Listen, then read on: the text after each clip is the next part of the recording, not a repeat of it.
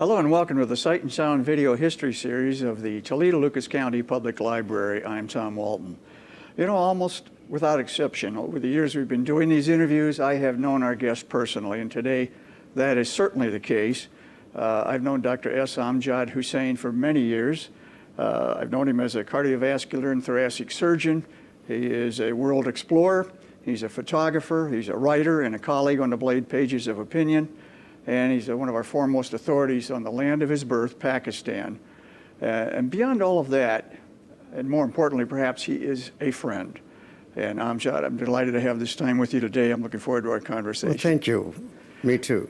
You travel frequently, usually once a year, perhaps more often, to your native land of Pakistan and to the city of your birth, Peshawar, which we've heard a lot about. Why is that so important to you?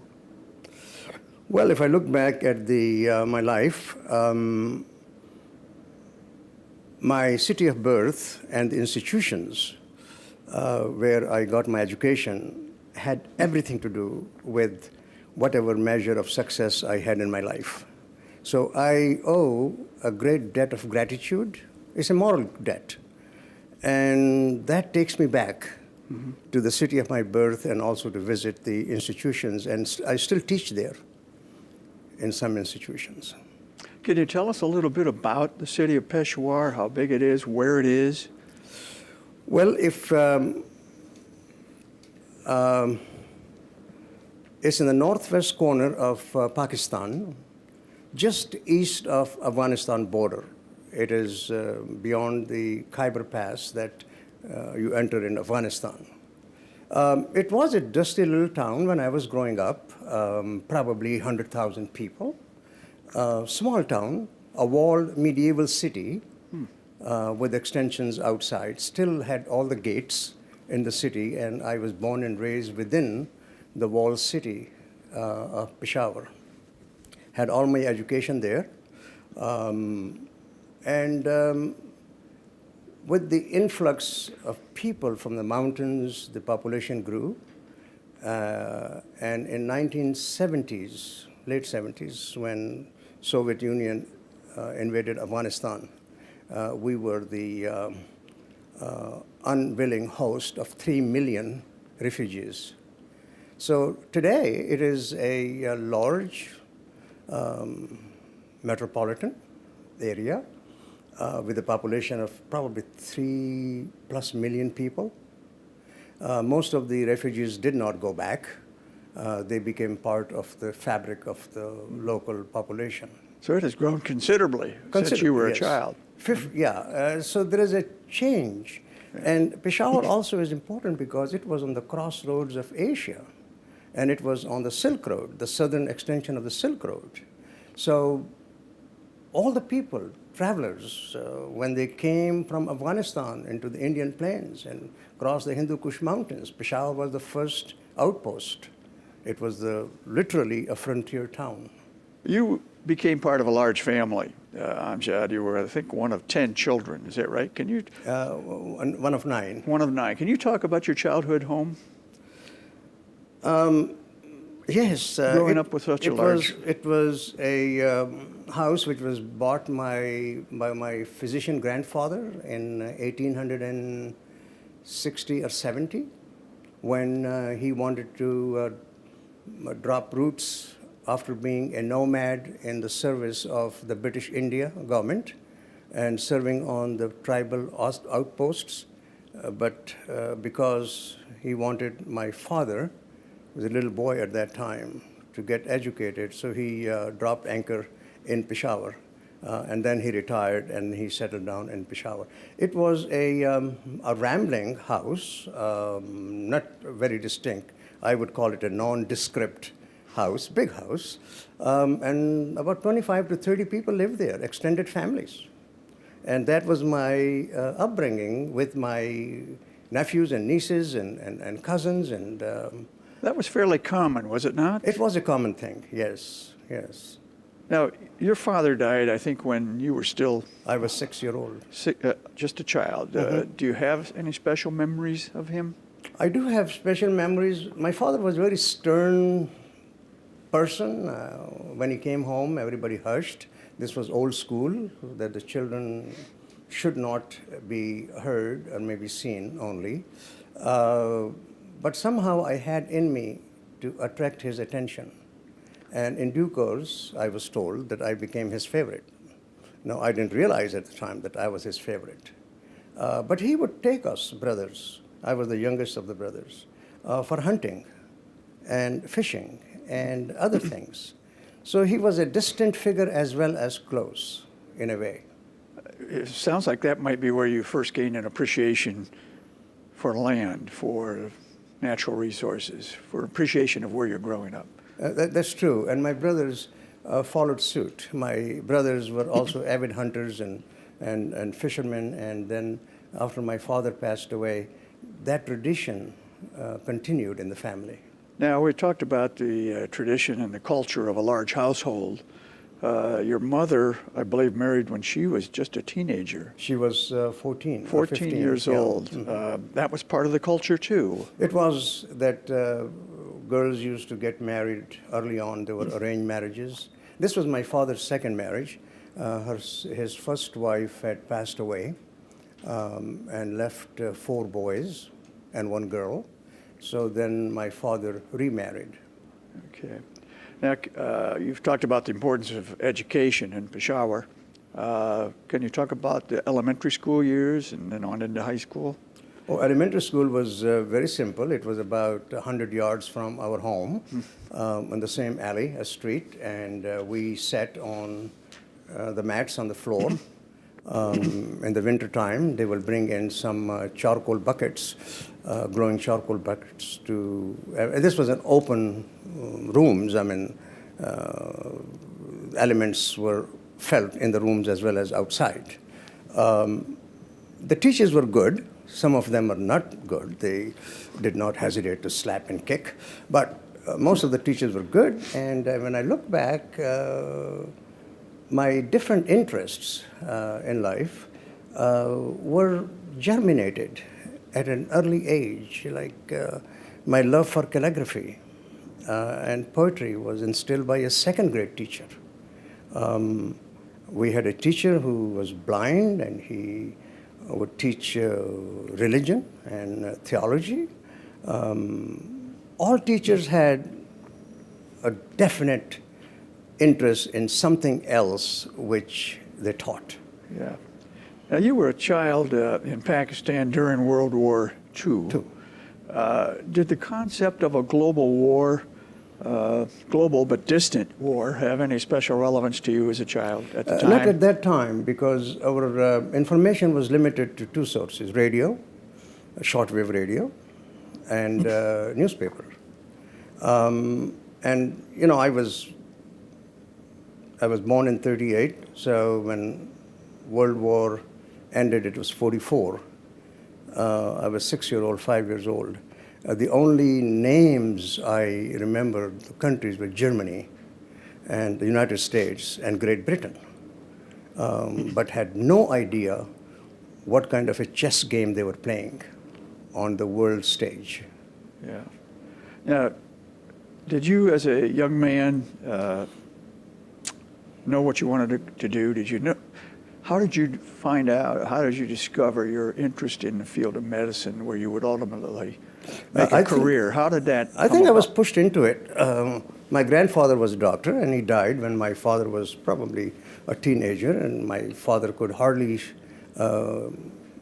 finish high school. There was no resources for him to go to college, and there was a large household which depended on him. So he could not become a doctor. So my aunts, my father's sisters, instilled in me, I don't know why me, we were 6 brothers, in me that I will carry on the tradition of our grandfather. And then I got interested. I had a cousin who was a physician, and I used to talk to him. So partly by default, that the family has always talked about it, and I thought I had no choice but to go into medicine. Now, ultimately, you obtained your medical education at Kyber Medical College. Yes. In Peshawar, and that began a lifelong association with the place. You Yes. still go back. Can talk about going to school there, getting a medical college education at Kyber. Well, Kyber was a relatively new college in our province. It used to be called the Northwest Frontier Province. Now it's called Khyber Pakhtunkhwa Province. That was the first medical college in the province. Before that, people had to go outside to other provinces. I was in the third admitting class, so it was a relatively new college. And I was part of, with many other students, establishing the traditions. Because any new school, the traditions don't come with a brick and mortar, they have to be established. And so I was fortunate that I was part of that group that we established the literary traditions and the sporting traditions and all that. It was a beautiful place, and those 5 years that I stayed there, our education was 5 years of medicine. I look back with great interest and pleasure. They taught us, I mean, the education was good. And the reason for that, not reason for that, I can say that because it was that education which helped me to come out of the country and in a way compete on the international scene. But your career professionally was in, I believe, thoracic and cardiovascular Yes. medicine. How did your interest in that particular specialty come about? Well, first of all, I was trained as a general surgeon, 5 years as a general surgery, and then I went in thoracic and cardiovascular. I'm a student of history, and of all the parts of the body which have this fascinating history, how surgical treatments developed over years. But the heart and chest was something which was most intriguing. And so I opted to spend 2 extra years and get trained in that specialty. Mm-hmm. Now, you continue to work with health projects in your homeland, including preventive medicine. You lecture at Kyber Medical College. Why is sharing your expertise so important? Well, I mentioned that I owe everything. My being as a professional and also as a person was molded by that society. I was given a free education, and a good one. And so I think it's incumbent upon us who have come to the new world and made it good to pay back.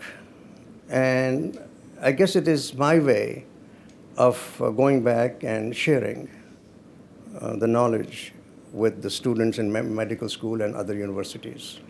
Now, you have played a role in developing 2 surgical devices. I should touch on that, I think, because that's important. A shunt and a tube, and I won't try to pronounce the professional description or titles of them, but what surgical need did those address? Well, at the time they did, but as you know, Tom, the medical field is constantly evolving. So things which we think today are wonderful, it doesn't take much to become obsolete. So those endotracheal tube, which I devised during a procedure called bronchoscopy, when you examine the windpipe and the bronchial tubes, the lungs, it served a purpose at the time, but later on they were replaced by other better devices. And the shunt was to draw fluid from the chest, abnormal fluid from the chest, and dump it in the abdomen so it would be absorbed rather than we poking the chest all the time every week or 10 days or 2 weeks. It's usually in cancer patients. I am happy to say that both are obsolete now. That's a good way to look at it. Developments do come along. Your love of Pakistan is obvious, and it endures, but so is your love of America. Why did you choose to make your new life in the United States?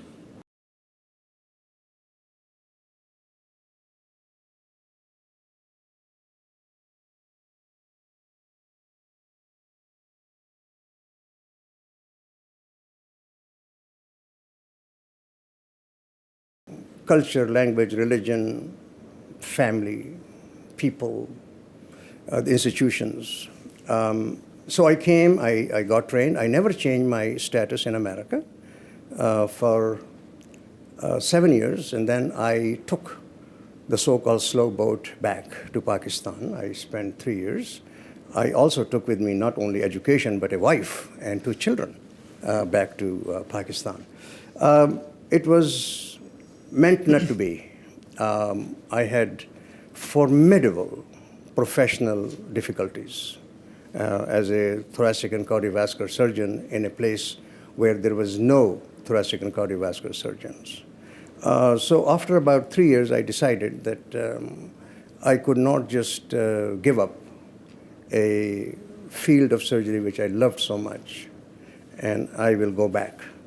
And that's what I returned. And then I had gone back every year since then. You mentioned your wife, your life partner in this whole journey of Dottie, a beloved partner in this venture, and she died in 2006. How did you meet Dorothy Brown? You know, people say that love at first glance. I saw this beautiful girl sitting in the cafeteria, and I was smitten without even talking to her, just the appearance. And I inquired, and I was told that she is I think, second-year nursing student. So I inquired if she would be interested in going out for me, and the answer came unambiguous no. I mean, that's not good for your ego, is it? Nevertheless, she relented, and we started seeing each other. You must have been pretty persistent. I think I was. The interesting thing is that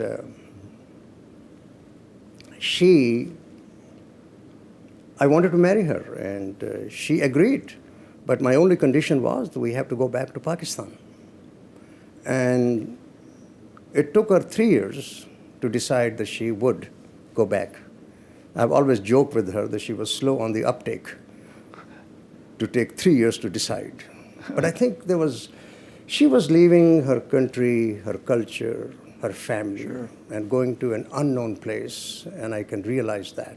But I admired her tremendously for going with me. Now, yours was an interfaith marriage. Yes.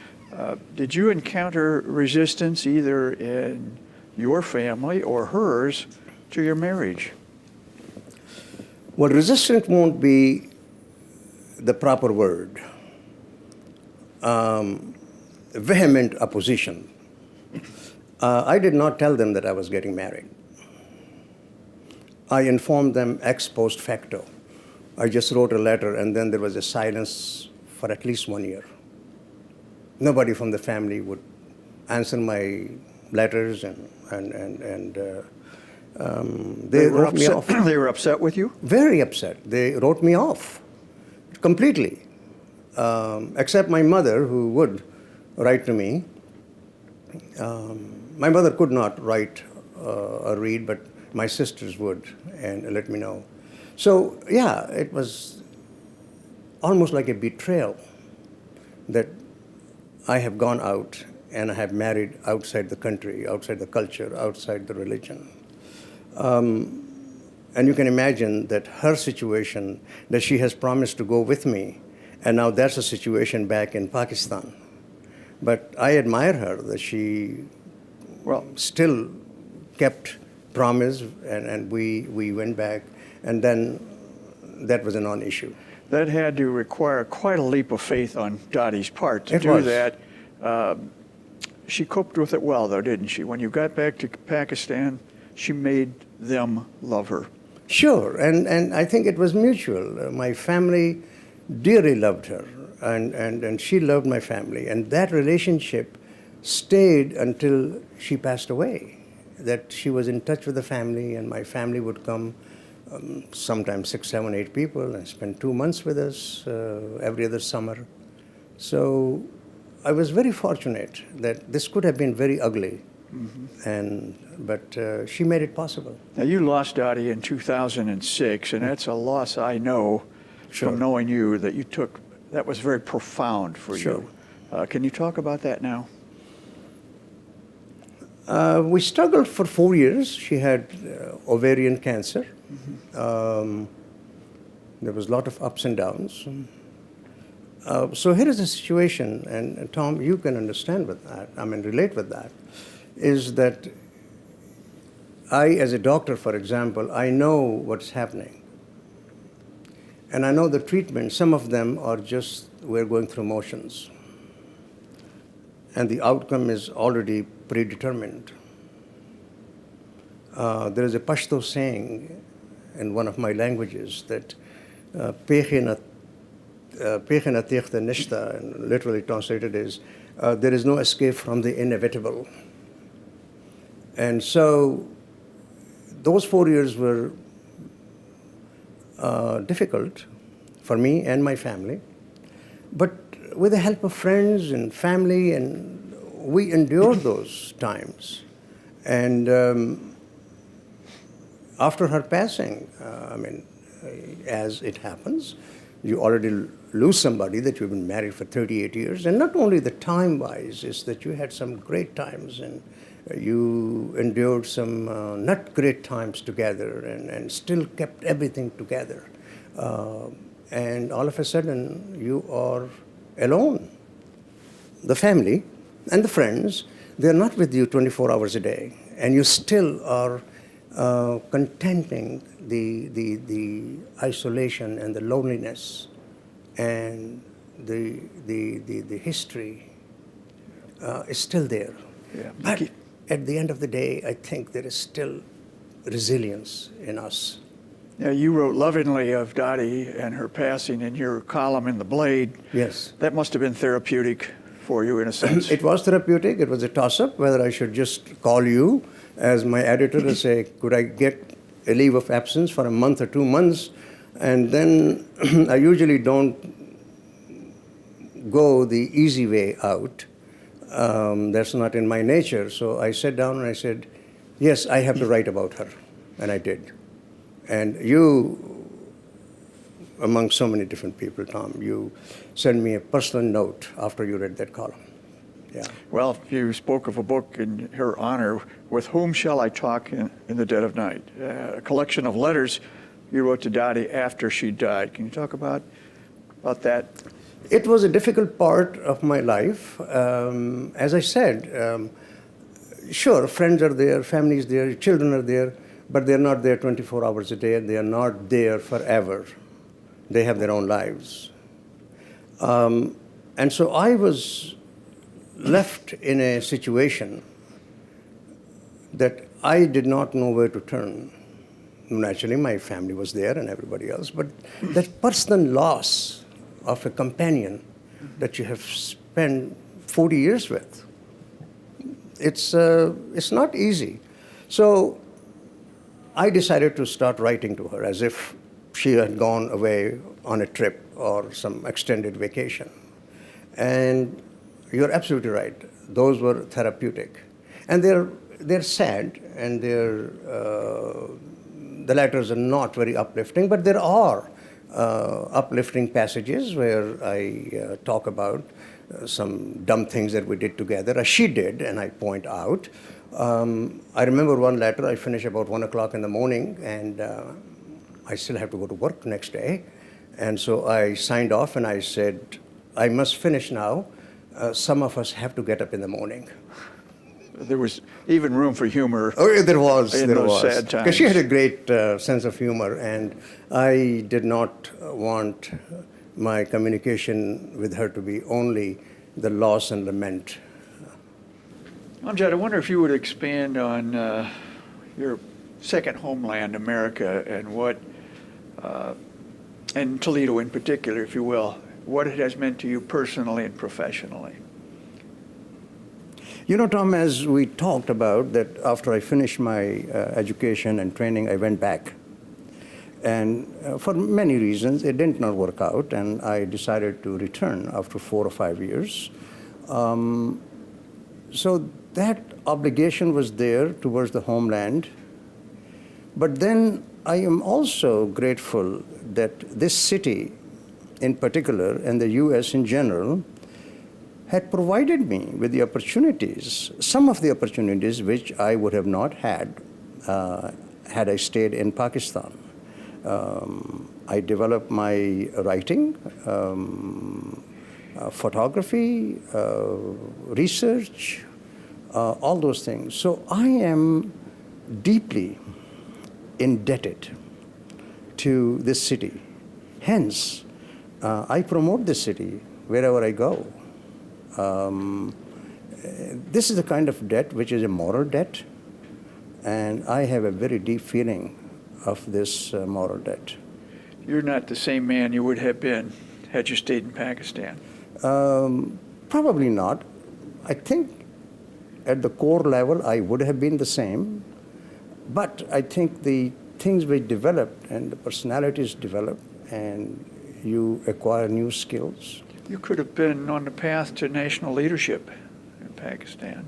Not national leadership, because I have to say it, I abhor politics, and so that was out of the question for me to enter politics. However, in the leadership in the education facilities and in the medical facilities, I think I would have gone. This is something that everyone who works there aspires to become a chair of the department or become the dean of the medical school and sometimes president of the university.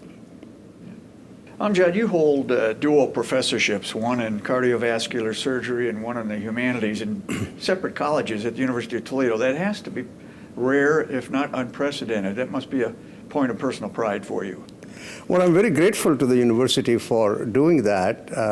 Partly, the reason for that is that my interest in humanities, which have been and I have incorporated humanities in teaching medicine. And I've been doing that for a long time. And so the university, they were very kind and gave me an appointment in the College of Arts and Sciences as a professor of humanities, and then, of course, in the surgery department and professorship. What does it mean when you say you teach the humanities to medical students? Well, our undergrad medical curriculum is woefully deficient in teaching humanities. If you look at, in history, some of the physicians, Chekhov, Somerset Maugham, and all those, they were trained as physicians, including Keats. Some of them did not practice, but they brought to the profession a wealth of humanities, and you can see that through their writings. And so I am very conscious that we don't teach humanities, and undergrad in the college level, they are not taught as much as I think I should, but the physicians and all professions don't have a good dose of humanities. Is that what some of us might, in ignorance, call bedside manner? There are two things. Bedside manner, yes, it draws from there. How to be polite, how to be courteous, how to be ethical. All that things flow from that. And major medical schools in America are doing something to teach the students the gentler side of humanity. At Medical College here, and Medical College, University of Toledo College of Medicine, we have an elective in history of medicine. And so students take that voluntarily, and I am responsible for that elective. And I'm glad that there is considerable interest. Your love of writing has been with you most of your life, and it's reflected in your memoir. That this is it, from the Kyber Pass to the Great Black Swamp. Amjad, what motivated you to get your life story down in book form? I guess my children motivated me. About a year and a half or 2 years before this book was published. This book was published just recently. So 2 years ago, my sister, my younger sister, my only surviving sibling, and I teamed up and wrote the history, the story of our family. It's in Urdu language. My children are not familiar with Urdu language. They can speak words here and there, but written language is something they're not very proficient in. So I kept hearing these complaints. You wrote this history in Urdu. How about us? So I think that question was something which really motivated me, and I wrote this. How long did this take, this project? Well, I mentioned about 2 years. However, I have been writing parts of it for almost 7, 8 years, but I never wrote it consistently. But after they nagged me, that's the only word, nagged me, then I think I put it on the front burner and seriously started writing and finishing. I think every writer needs somebody to nag them every now and then. I certainly do. Absolutely. And I know, Tom, you were my editor, and I knew every 2 weeks. Let's talk about your association with the Blade. How did your Blade column, which appears, by the way, every other Monday on the pages of Opinion, how did that get started? Well, I had this urge to write. I used to write in Urdu and wrote for radio, plays, magazines. But when I came to America, I needed to change the vehicle from Urdu to English. And so I started writing short essays, and I would send it to the Blade, and they would be published as human interest stories.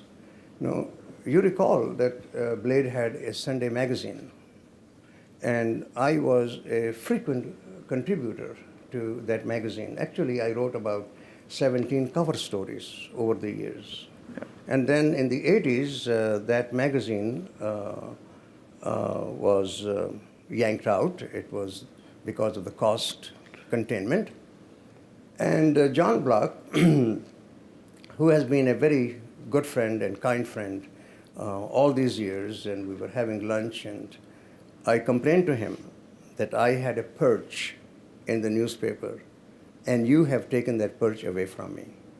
And I'm totally lost as to where to write.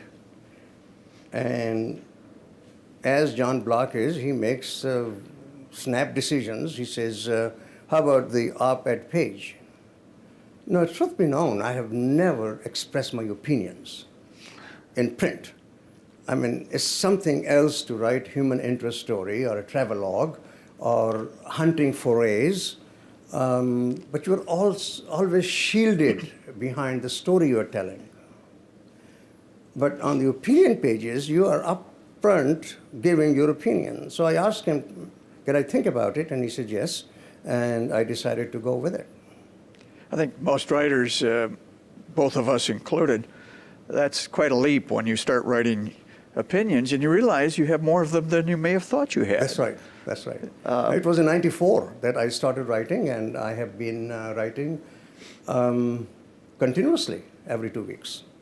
Now, you may be one of the few columnists at a major American newspaper who writes about the specific things you do, that part of the world where you grew up, about the Muslim faith and its place in the world. I'm sure you feel a special responsibility to get that right.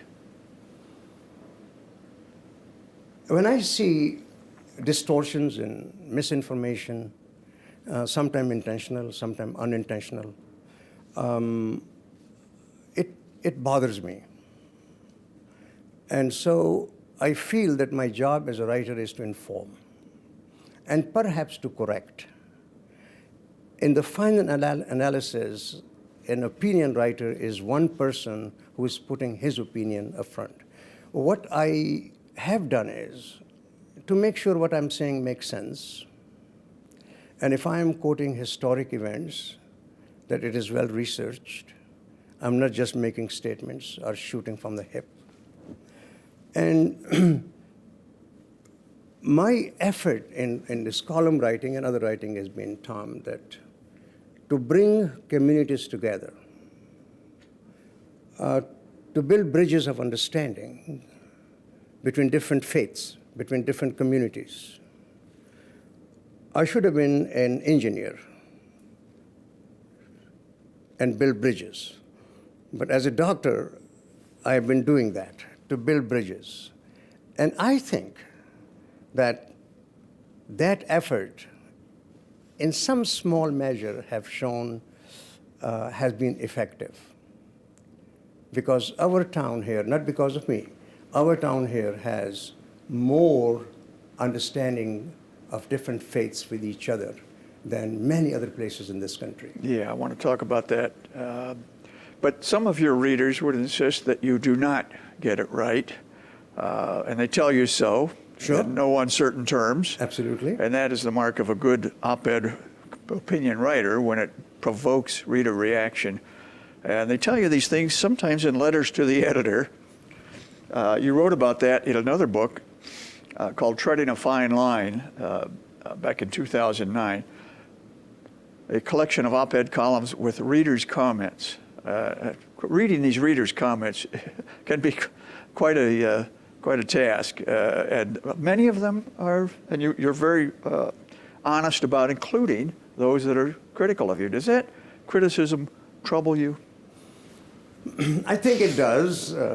Human beings are affected by criticism, but I think you have to take a deep breath and pause and put it in context.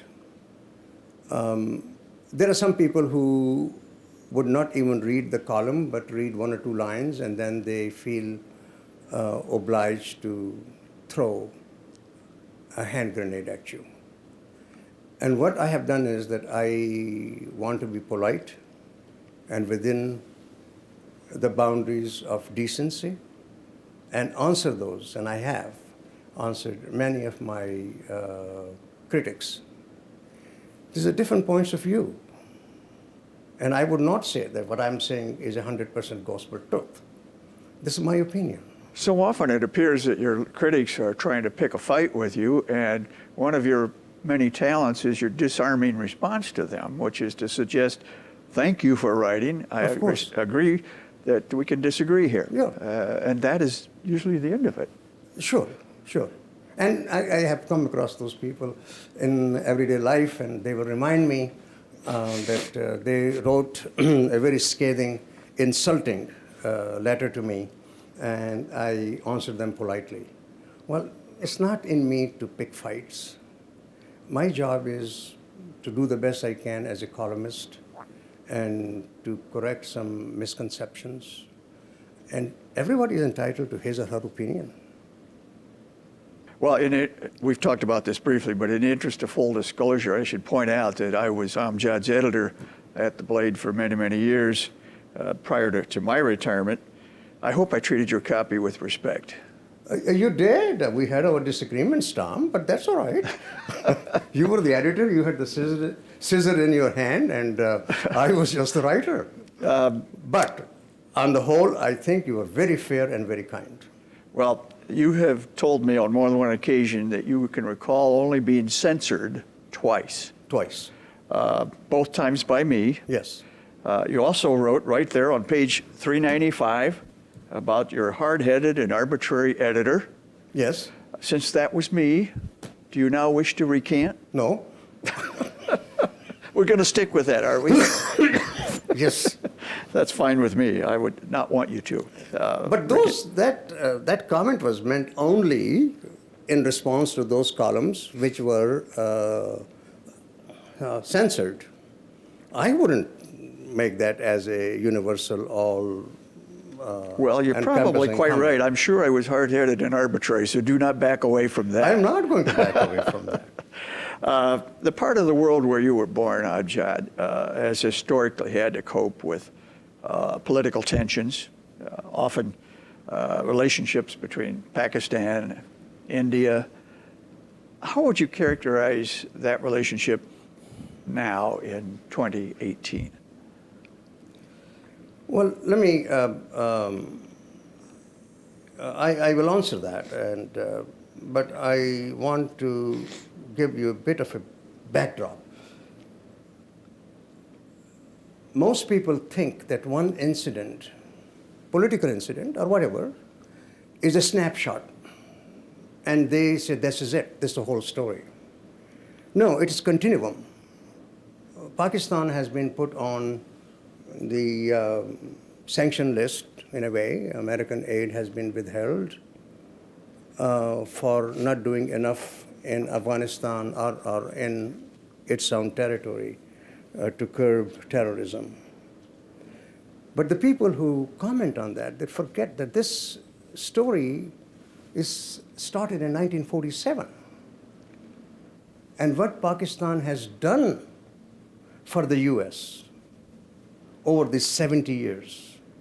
Sure, Pakistan has been recipient of large amount of aid, military as well as economic aid.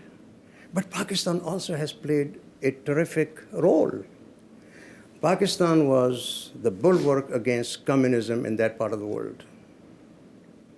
Not India, not Afghanistan, not other countries. Pakistan was. And it there were consequences. The Kashmir issue still hangs in there because Pakistan took sides. And now Kashmir issue is off the table. It's not off the table for Pakistan. When Soviet Union invaded Afghanistan, which was the country which was the bulwark of American and the Western response? Pakistan. And the Wahhabi philosophy, the virulent Wahhabi philosophy, came with the petrodollars to Pakistan and changed it. So today, Pakistan has a sectarian problem and nobody talks about it. There wasn't anything like that before. So it's a continuum for President Trump to stand and says, Pakistan are not doing enough and we are cutting the aid. They forget that Pakistan also has to live as a country. On one side is India, the other side Afghanistan, where India is very active. 1,500 miles, 1,800 miles of border one side, 1,500 miles on the other side. Pakistan does not have a strategic depth. Taliban are going to come and rule Afghanistan sooner or later. If Pakistan goes after those Taliban, where would Pakistan be in that time? So all these things are never mentioned. Like today in the newspaper editorial was one of the most superficial editorials I have heard or I have read, not taking into consideration the long history. Yeah. So I am not a passionate for Pakistan. I want to see history as it is. And since you left, I think we should have people look deeply into these affairs rather than writing. Back in the day, I promise you we would have. I know, I know. And you would have called me to see what I think. Absolutely. Yeah. Amjad, you traveled and explored throughout the world, and exploration is a large part of your story, and I want to talk about that. You were especially drawn to the Indus River, one of the longest rivers in Asia. I believe it flows through China, India, Pakistan. What appealed to you about that trek? I think you've done it 3 times. I did 4 expeditions on the Indus River. I give credit to my elder brother. He was a mountaineer and a hiker. And every summer, when we were in high school and college, he would put a expedition together and we'll go to the northern mountains and explore. So that was in my blood. The second thing was that we used to fish and hunt on Kabul River. Kabul River comes from Afghanistan and flows just close to Peshawar. And then it goes another 50 miles and ends in the Indus River. So when we would hunt ducks and fish and 7, 8-year-old boy, I will ask somebody, local village, where does this river go? And they could tell me only the next village. And beyond that, it was not in their vocabulary. So I got fascinated. And that was the beginning of exploring that river from the top at its origin in Tibet, Western Tibet, all the way to the Arabian Sea. Do you anticipate doing that again? No, No. no. At this age, at this station in my life, there are things that I look forward to, but mostly I look back. It requires stamina, and I don't have that. You will be 80 soon. Yes. Although I believe you certainly are a person of great stamina still. So, but talk about the Silk Road. Well, this was another serendipitous thing in a way. Back in March or April of 2017, I got a call from someone that I had known from a distance. He's an explorer. He lives in Seattle, aeronautical engineer, Mr. Ali, K.M. Ali. Wondered if I'd be interested on going to the Silk Road. He had put an expedition together. I said, let me think about it. It was, their original expedition was starting from eastern China, going all the way to western China, and then crossing over the Karakoram Mountains into Pakistan, and then going all the way down to the Arabian Sea. Now, naturally, I told him that I would not be able to do the Pakistani part. And he was so inviting. He says, come for as long as you can. You don't have to be part of the entire trek in China. And so I joined the group. We were 9, and we traveled. Now, the ancient Silk Road does not exist anymore. It's been replaced by the asphalt roads and superhighways and all that. But the stories and the impact of that ancient caravan road still exist, and not only touches China, but also Indian subcontinent, Afghanistan, Central Asian republics, all the way to Rome and Europe at large. In all your various trips over the years, did you ever feel in physical danger, not from attack, but just from the elements, from the mountains, from the passes? I think not only the elements, but also my own health. 2 of my Indus River expeditions were after I had suffered a heart attack in 91. So here's a wonderful anecdote. We were camped at 17,000 feet in Tibet, and I was having some vague chest pains and didn't know what they were, and my entire pharmacopoeia was the Angiosid, which you put under your tongue, and if there is a angina, it relieves it, and aspirin. So I tried both of them and didn't work.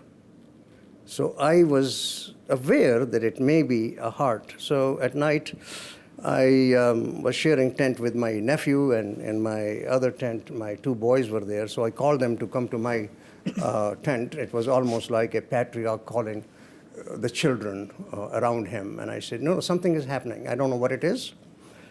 But the reason I'm telling you is that if I die, don't drag me all the way back to Pakistan or to America. Bury me in a glacier here.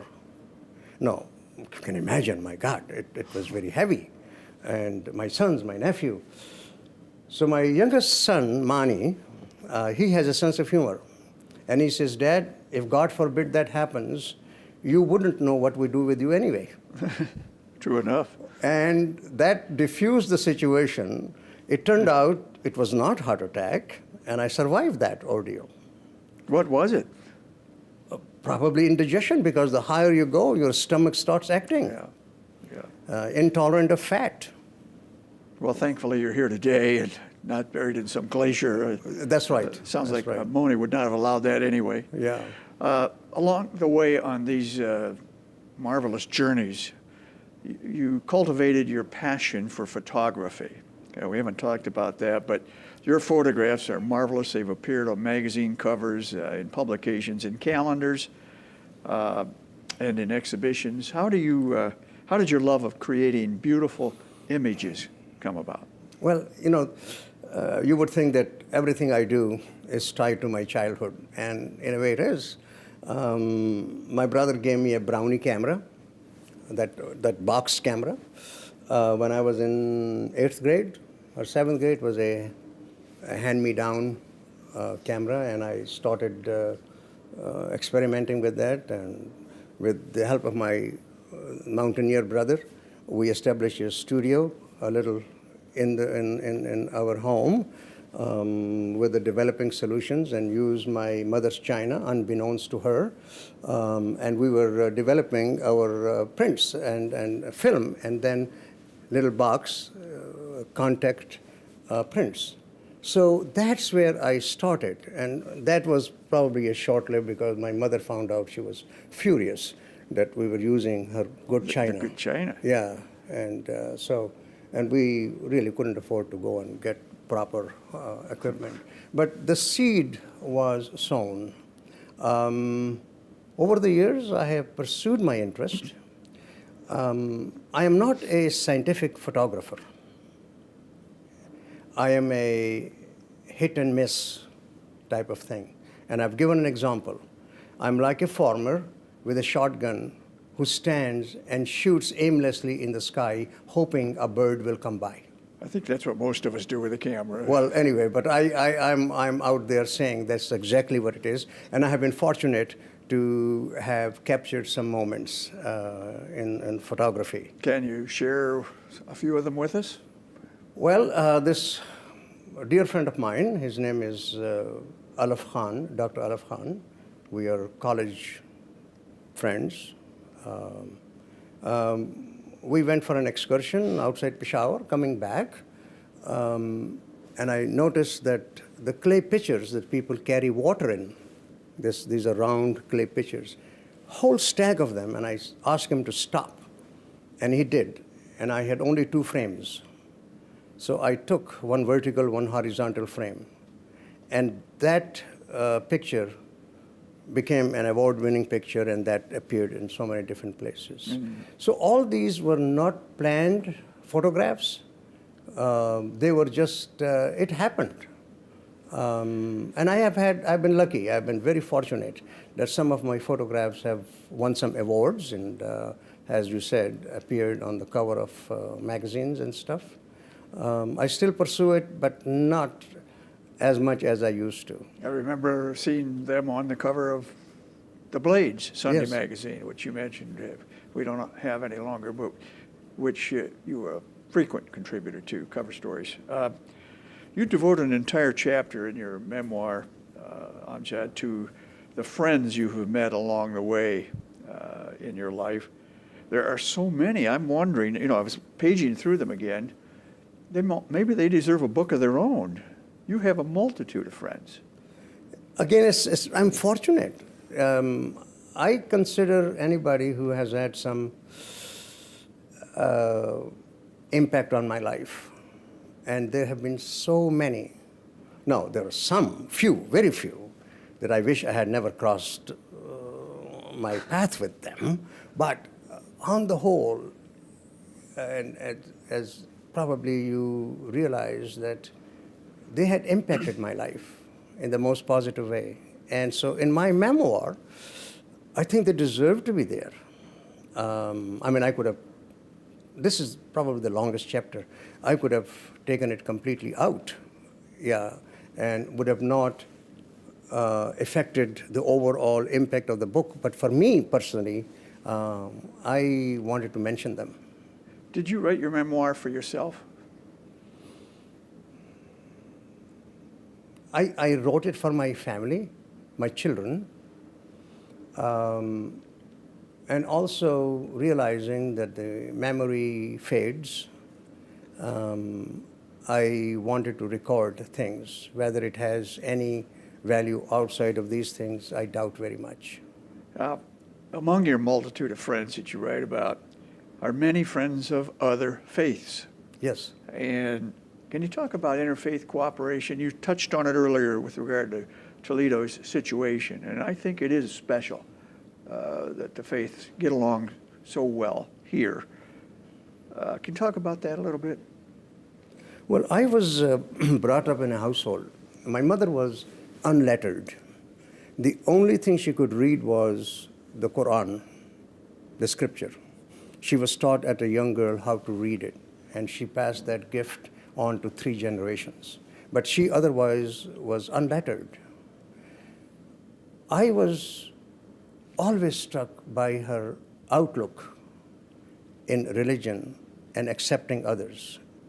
This was our common refrain that we are all children of the same God.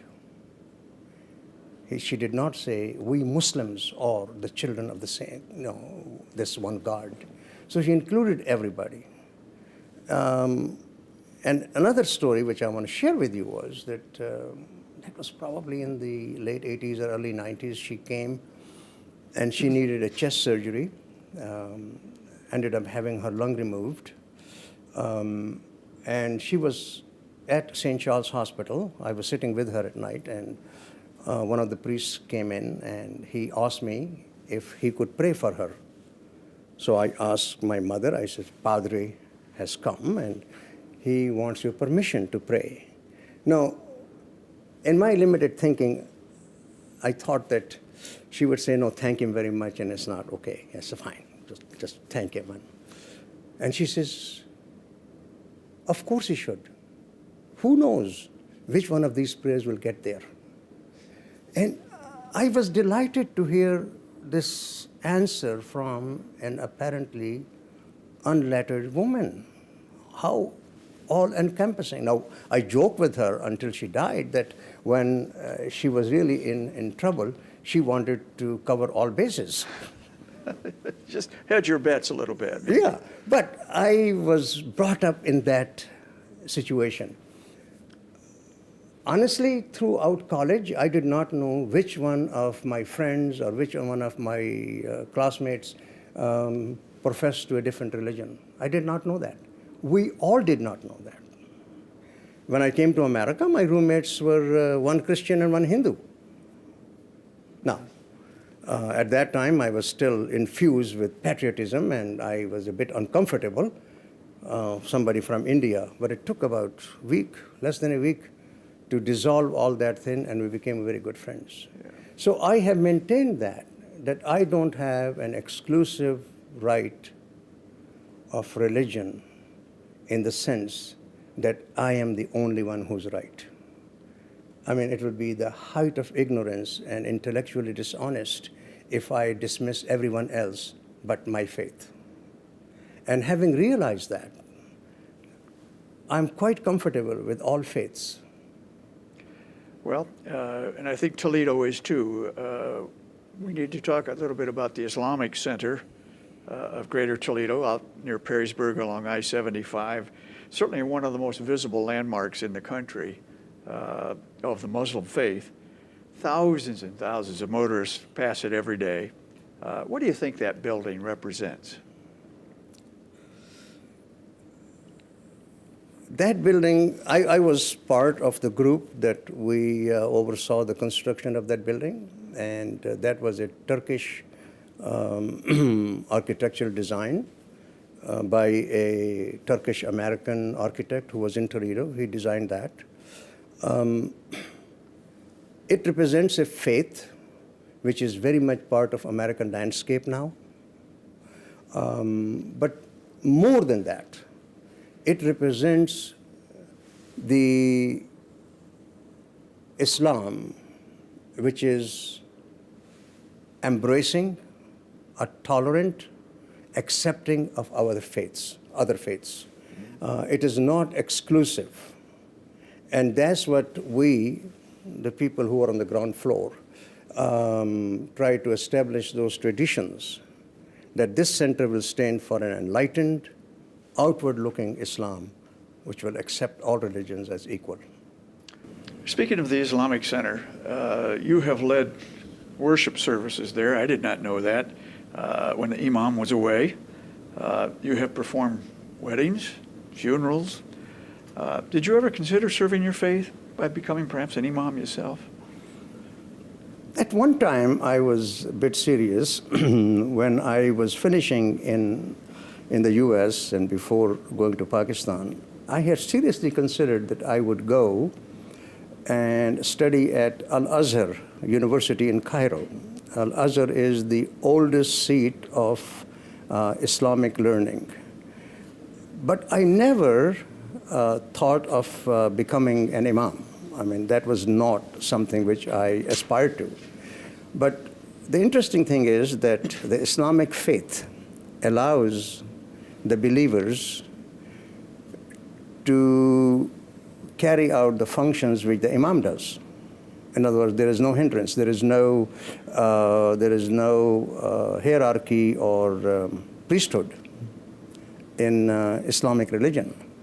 So as a believer, I could perform most of the duties which the imam does, hence doing all that you mentioned.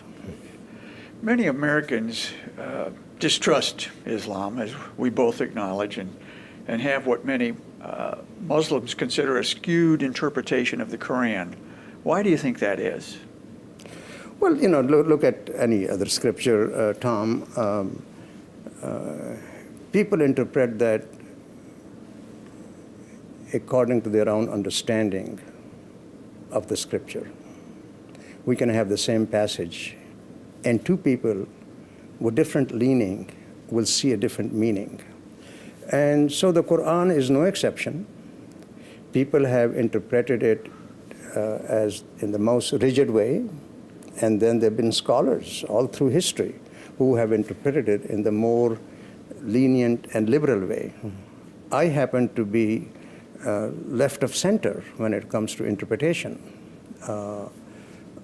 So I think this is the literal interpretation of religion, of Quran, and the body we call hadith, body of literature, which leads to the problem because implicit in that interpretation is that Islam does not recognize any other faith, which it does. And so people who believe in other faiths are somehow inferior, which Quran says they are not, but it's a different interpretation. And unfortunately, the climate is such, the winds are blowing in such a way that that narrative, the strict narrative, becomes the main narrative for non-Muslims.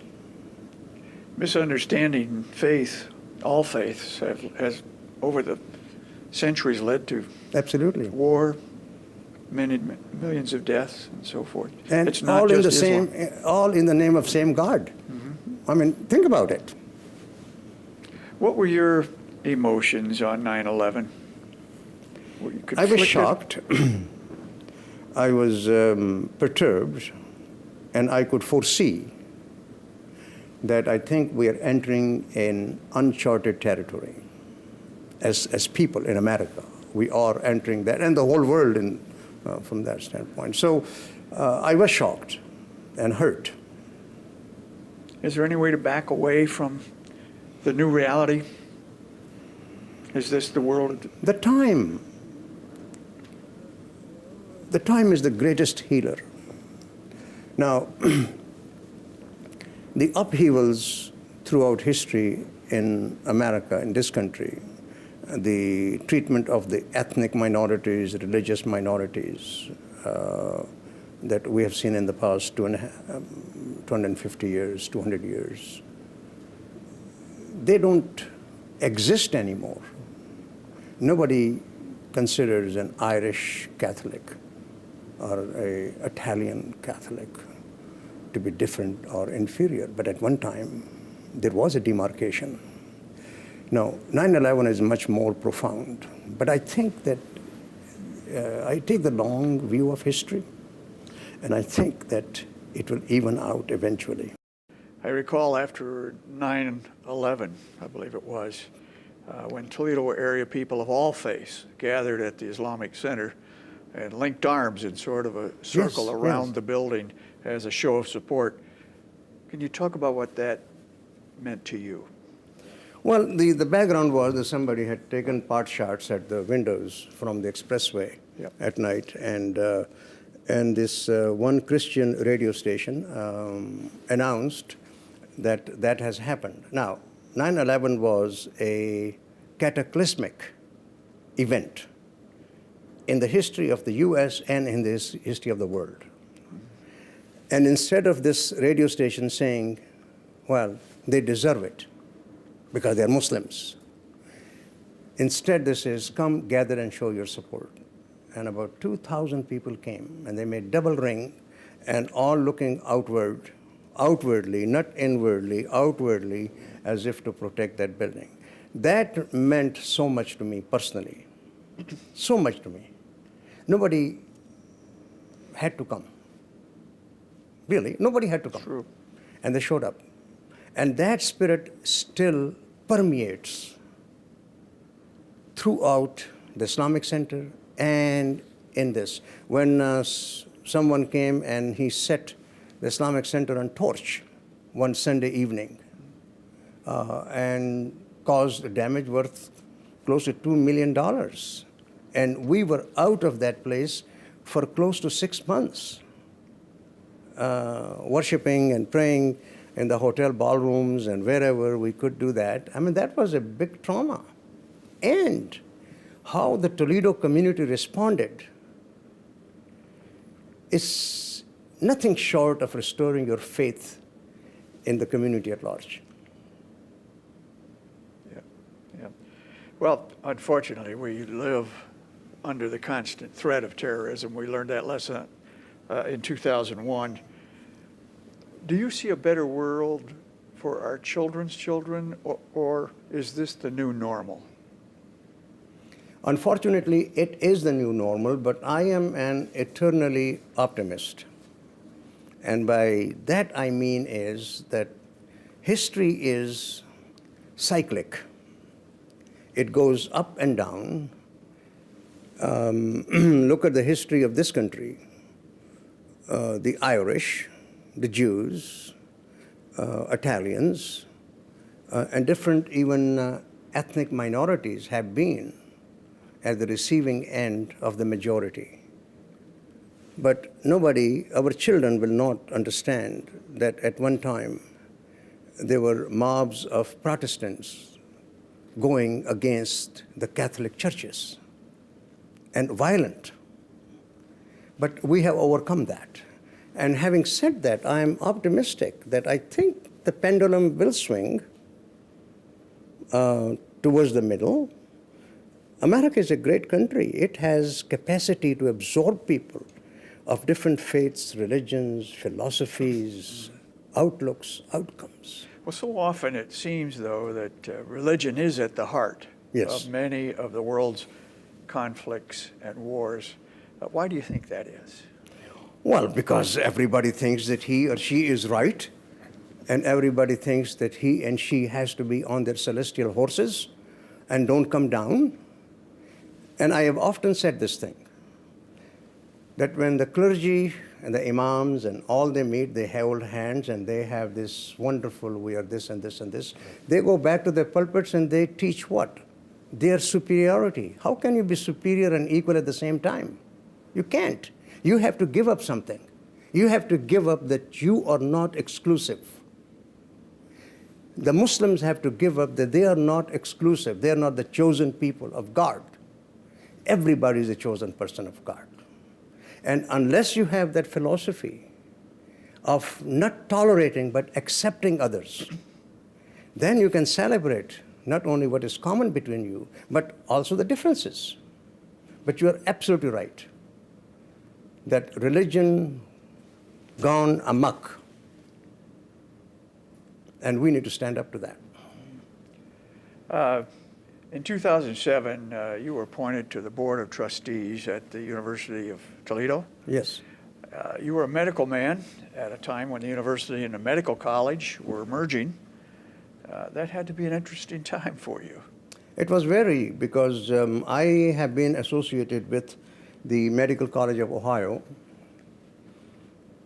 since 1964, when I was in training. Medical college had just come on the horizon. And I have been associated with that institution. The merger happened about a year before I joined the board. It has been a wonderful experience. I was in higher education in a way, teaching on the medical side, but I did not know or understand the fine points of higher education in this country. And I think it was an educational experience for me to learn about higher education and what the institutions can do. Again, I'm talking about a continuum. You cannot take a snapshot of an institution and say that's what higher education is. You have to connect the dots with the past. So I feel extremely privileged and honored to have had a chance to serve on the board for 9 years. It was very positive for me. Whether I were able to contribute anything, I don't know. Well, perhaps I could ask you if we've lived with this merger now for a number of years. The Medical College of Ohio is no more. It's part of the University of Toledo as the Medical Center, UTMC. Looking back from the vantage point of time, has it been a good marriage? I think so. On balance, it has been a good marriage. And I say on balance is that it has enhanced the reputation of the University of Toledo. It has made the new university as the third largest in Ohio. It has more clout at the state level. With the recent affiliation of the medical college with ProMedica, I think it has a great potential to transform medical practice in this town.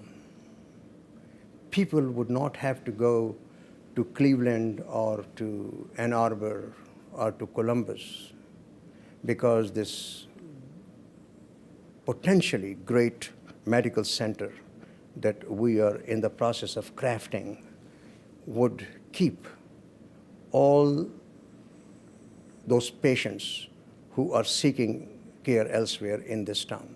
So I see overall, I think it has been a good merger, but it is not a finished product. There is a lot work has to be done. Your memoir, we talked about a little earlier, I wanted to touch on something. It really is. It's one of the most complete life stories I've ever seen in memoir form.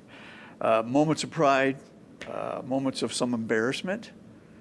You even devote a chapter to a variety of mishaps that have occurred in your life. You nearly drowned as a child. You had a long bout with typhoid fever. You had a close call with a bullet once upon a time. And it seems like adventure seems to find you, doesn't it?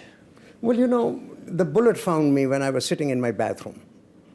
I did not go out and seek, and the bullet came and just came through the window.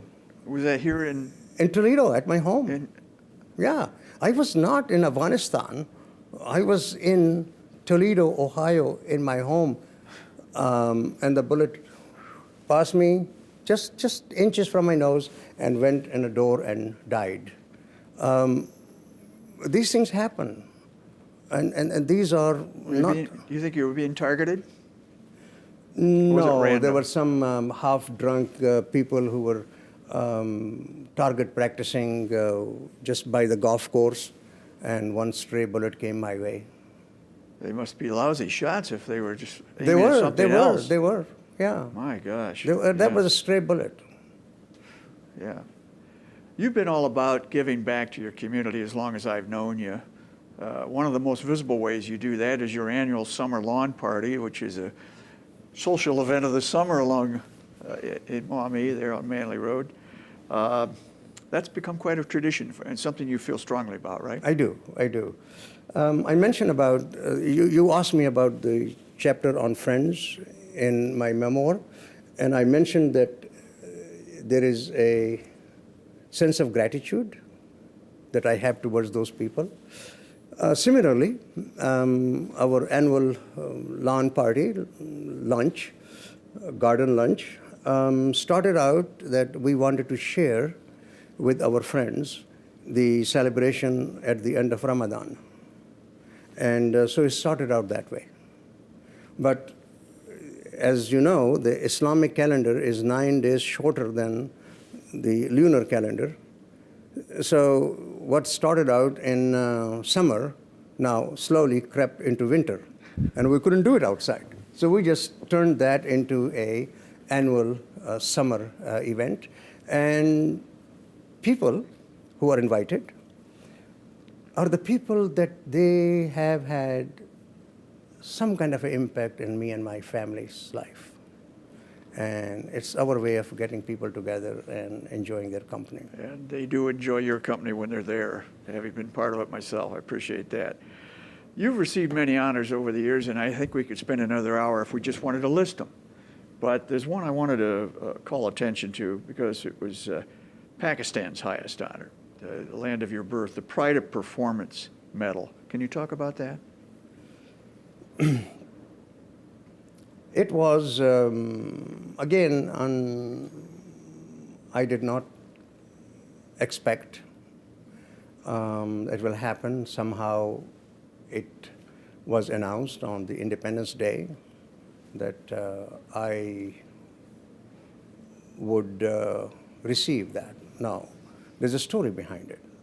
The investiture, the awards, civilian awards, are announced on 14th of August, and then on the 23rd of March, they are, investiture happens. The president who does that. Well, in this case, 2 days before the investiture, I got a call from the embassy that please don't bother going for the investiture. I said, what happened? Well, all we can tell you is that your award has been canceled. So I was intrigued. So what it turned out was that we had a president at the time in Pakistan who was very fundamentalist. And I had written some columns and some articles about religion and about the need for India and Pakistan to come together. And I had celebrated the life of a nuclear scientist, physicist who had received the Nobel Prize. And he happened to be from the wrong religion, Pakistani. So somebody, one of my friends, I hope not in my book, made a dossier and sent it to Islamabad. And the president was infuriated when he saw that I was celebrating the life of somebody that he did not care. And so he canceled the award. And he says, never again this man should be considered for any award. He is anti-Pakistani. For expressing an opinion, Yeah. you're anti-Pakistan. Yes. Yeah. Yeah. He's not president any longer, I assume. Oh, he's gone. Long gone. I don't know what he's doing now, but he's gone. But Well, what about your hometown of Peshawar, Yes. which I continue to mispronounce, and I'm sorry for that, but proclaimed you a father of the city in 1998. That had to be special. I hope that didn't get canceled. No. That was a publication of one of my books, which was about the city of Peshawar, and we were launching that book. And the governor had come to inaugurate the ceremony, and then the citizens of Peshawar put a turban on my head and declared me father of the city. Now, father of the city conjures up images of having a long, flowing gray beard and all that thing. But in Pakistani newspapers, Peshawar, they often refer to me as father of the city. That's quite a responsibility. When you were acquiring your education, you did a lot of research, a lot of writing. Now your two writings, as you have described, are the subject of postgraduate research in their own right by scholars at, I think, Kurtaba University in Peshawar and if I'm saying it right, Hazara University in Montserrat. Mansera, yes. That must be gratifying. It is gratifying because when I write, and now I'm speaking strictly Urdu language, when I write for the pleasure of it, and a bit of obligation that if I know a culture, for example, the culture in the old city of Peshawar, the walled city of Peshawar, I have an obligation to pass that on in writing. And so I have done that. But I never did that in anticipation of anything big. I mean, these were writings I did over the span of many, many, many years. And then 2 universities in Pakistan decided to do some research on those writings and award a degree of Master of Philosophy. And one is almost complete, and the other is also near completion. It is satisfying, gratifying. I was joking with one of the researchers that I met 2 years ago, and I said, you had done a PhD on one of my friends, his writings. What does it take to have somebody's writing be subjected to a PhD thesis? She says, well, first you have to die, because we always research, PhD research on dead people, not alive people. Well, you can be glad in your case they didn't wait. So anyway, no, but that was Master of Philosophy, they do it. But the Doctor of Philosophy, the PhD, that's a higher bar for that. But anyway, I was joking with her.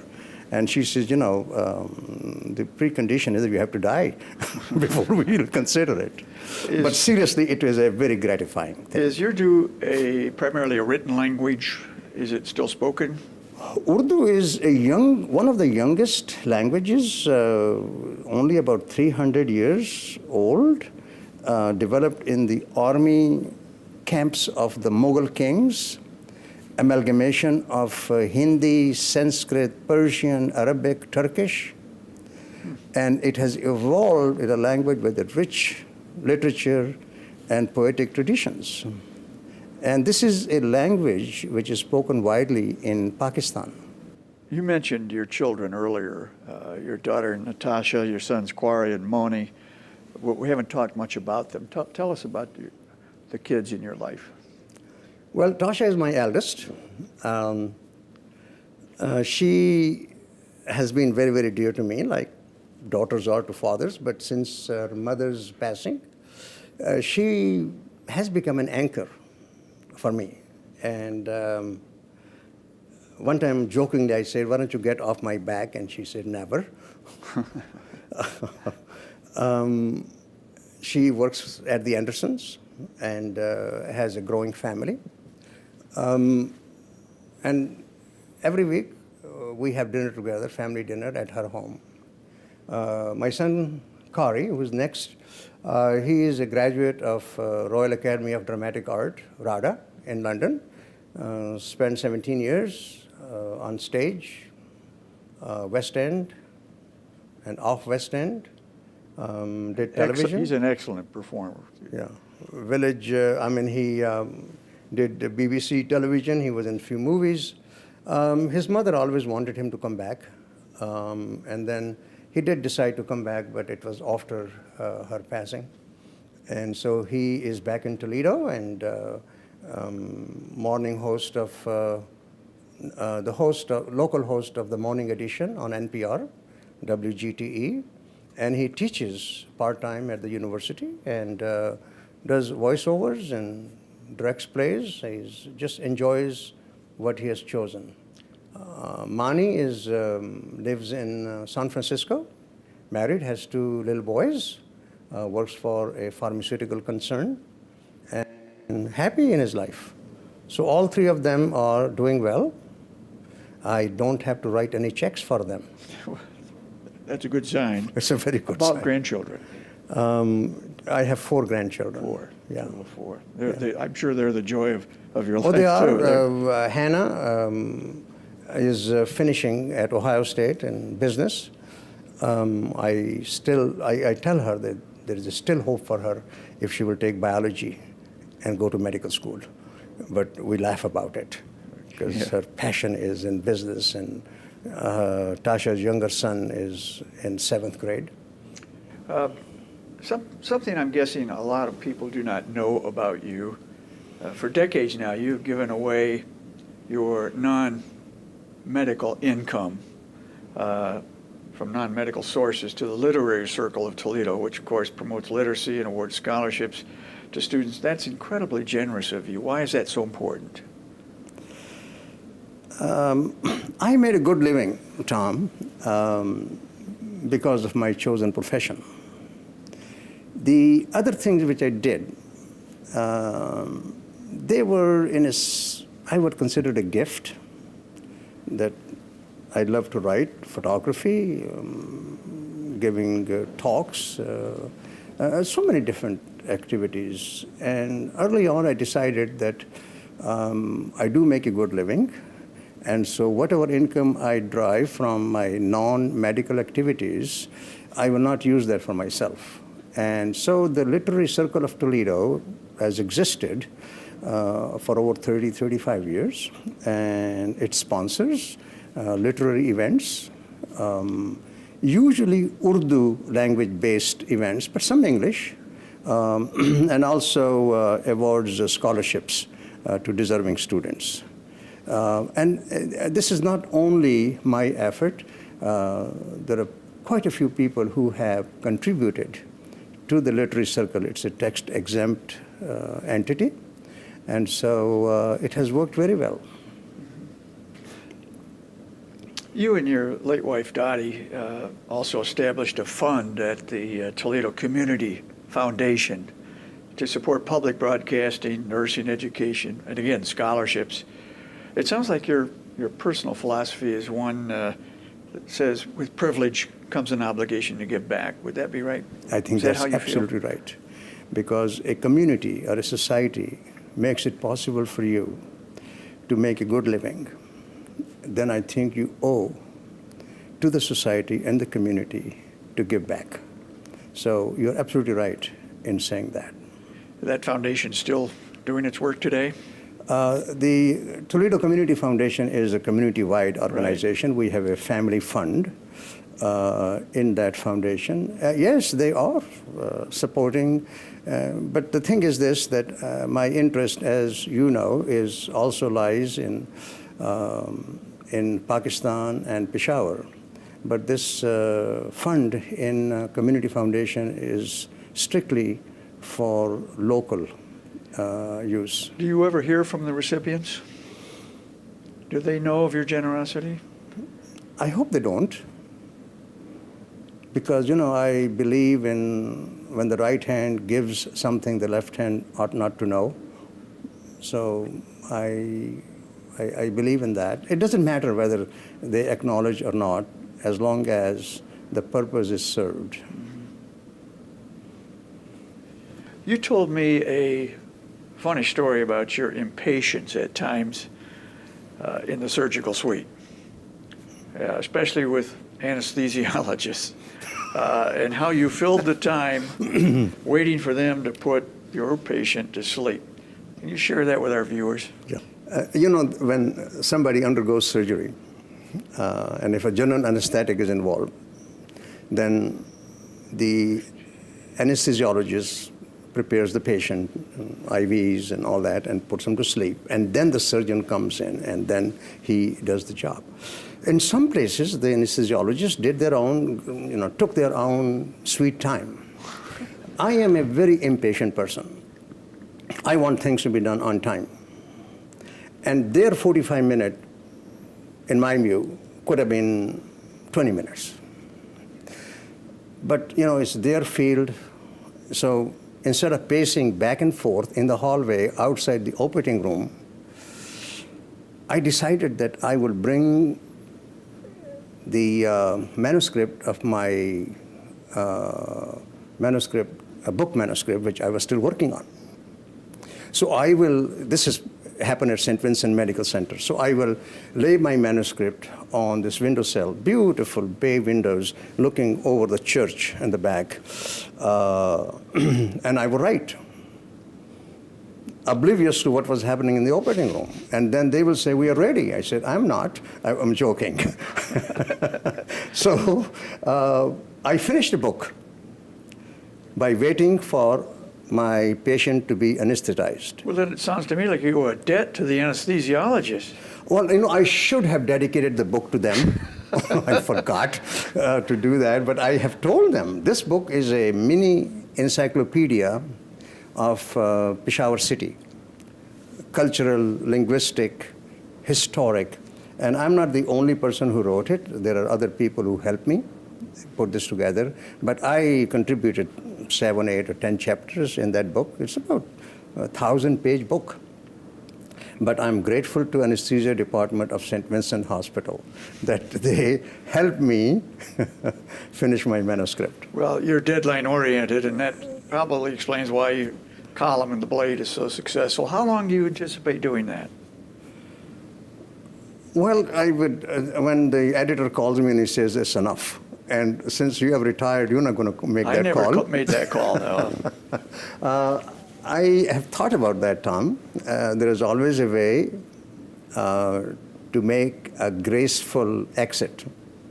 I have had a great run, thanks to John Block, thanks to you, and I am still enjoying doing that.